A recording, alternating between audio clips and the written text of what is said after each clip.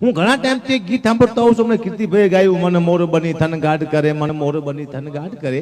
આ ગીત સાંભળ્યા પછી મને એક દી વિચાર આવ્યો કે આ મન મોર બની થનગનાટ ક્યારે કરતું હોય છે? તમારી પાસે 500 વીઘા જમીન હોય તો તમારું મન મોર બની થનગનાટ કરે, અથવા તમારી પાસે અબજો રૂપિયા હોય તો તમારું મન મોર બની થનગનાટ કરે. તમારી માથે 20 લાખનું દેણું હોય, લોકો તમને મારવા ફરતા હોય તો મન શું કરે? કે મન મોર બની ફફડાટ કરે, મન મોર બની ફફડાટ કરે, મોર બની ફફડાટ કરે, મન મોર બની ફફડાટ કરે. જ્યાં દેણા વાળાનો હાથ પડે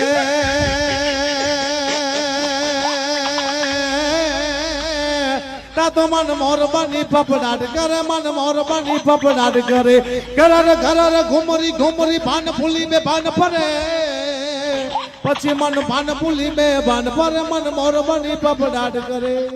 કોઈ થનગનાટ બનગનાટ કરતું હતી, બિલકુલ વાત ખોટી છે.